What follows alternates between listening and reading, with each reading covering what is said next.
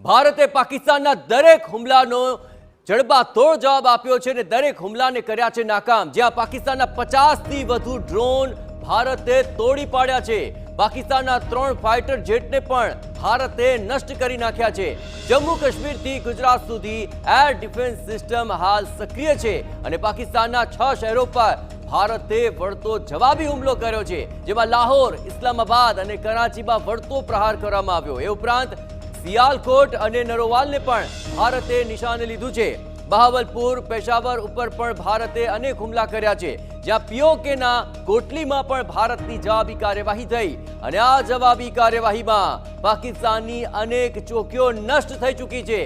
પીઓકેના મુઝફ્ફરાબાદમાં પ્રચંડ વિસ્ફોટ બાદ હાલ અંધારપટ છવાઈ ગયો અને ભારત વિરુદ્ધ ચીનના વિમાનનો પાકિસ્તાને જે ઉપયોગ કર્યો હતો ત્યાં ચીનની અનુમતિ બાદ વિમાનનો આ ઉપયોગ કર્યો હોવાની વિગતો મળી રહી છે, પરંતુ પાકિસ્તાનના દરેક વાર પર ભારતનો મહાપ્રહાર થયો અને પાકિસ્તાનના દરેક વારને આપણે નાકામ કર્યો છે। પરંતુ ભારતનો આ જે મહાપ્રહાર છે તેને લઈને પાકિસ્તાન અત્યારે ઘૂંટણે પડી ચૂક્યું છે। પાકિસ્તાનમાં મચી ચૂકી છે અફરાતફરી અને પાકિસ્તાન અત્યારે રીતસરનું મયકાંગલું થઈ ચૂક્યું છે। જરા વિચાર તો કરો, જેટલા પણ વાર કર્યા, એક પણ વાર કરાવવા પાકિસ્તાન સફળ નથી થયું।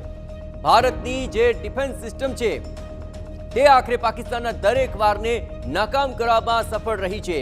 તેનો એક પણ વાર ભારત પર નથી પહોંચ્યો અને મોટા ભાગનું નુકસાન પાકિસ્તાનને થયું છે। આપણે જણાવીએ કે આખરે આખી ઘટમાળની અંદર પાકિસ્તાન સતત હુમલા કરતું રહ્યું, પરંતુ તેનો એક પણ હુમલો કારગત સાબિત નથી થયો, સફળતા સુધી નથી પહોંચ્યો। આ તસવીરોમાં આપ જુઓ, સતત જે હુમલા પાકિસ્તાન દ્વારા થઈ રહ્યા છે, પરંતુ આપણી ડિફેન્સ સિસ્ટમ તેણે આખરે આ આખા હુમલાને નાકામ કર્યા છે। તો પીઓકેના કોટલીમાં ભારતની જવાબી કાર્યવાહી, બીજી તરફ ડ્રોનને જે કારણે હુમલા થતા હતા તેને આખરે નાકામ કર્યા છે। ડ્રોનને કારણે સવારે 4 વાગે અંધારપટ છવાઈ ગયો। જામનગરની અંદર દુશ્મન પાકિસ્તાનનું ડ્રોન ત્યાં જમીનદોસ્ત થઈ ગયું છે।